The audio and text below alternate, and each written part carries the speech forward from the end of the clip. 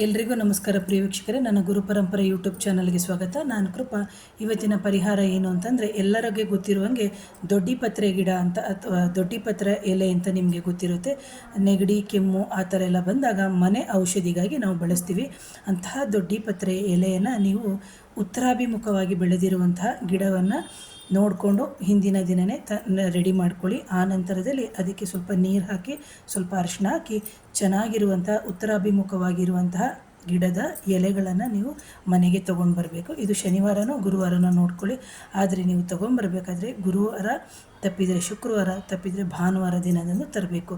ಆ ನಂತರದಲ್ಲಿ ನೀವೇನು ಮಾಡಬೇಕು, ನಿಮ್ಮ ಮನೆಯ ದೇವತಾ ಕೋಣೆ ಅಂತ ಏನಿದೆ ಆ ದೇವತಾ ಕೋಣೆಯಲ್ಲಿ ಇಟ್ಟು ಅದಕ್ಕೆ ಸ್ವಲ್ಪ ಪಚ್ಕರ್ಪೂರ, ಆನಂತರ ಸ್ವಲ್ಪ 2 ಏಲಕ್ಕಿ, ಲವಂಗವನ್ನು ಹಾಕಿ ಸತತವಾಗಿ 48 ದಿನಗಳ ಕಾಲ ಪೂಜೆ ಮಾಡಿ. ಆದರೆ ಎಲೆ ಅಲ್ಲಿ ಒಣಗುತ್ತೆ, ಅದಕ್ಕೆ ಏನೂ ತಲೆ ಕೆಡಿಸ್ಕೊಳ್ಬೇಡಿ.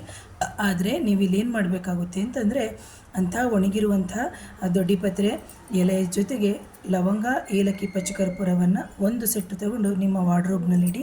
ಇನ್ನೊಂದು ಸೆಟ್ಟನ್ನು ನಿಮ್ಮ ಪಾಕೆಟು ತಪ್ಪಿದರೆ ಪರ್ಸ್ನಲ್ಲಿ ಇಡೋದ್ರಿಂದ ನಿಮಗೆ ಎಂತಹ ಹಣದ ಸಮಸ್ಯೆ ಇದ್ರೂ ಸಮೇತ ಅತ್ಯಂತ ಸರಳವಾಗಿ ಬಗೆಹರಿಯುತ್ತೆ ಅಂತ ಹೇಳ್ತೀನಿ ಪ್ರೇಕ್ಷಕರೇ.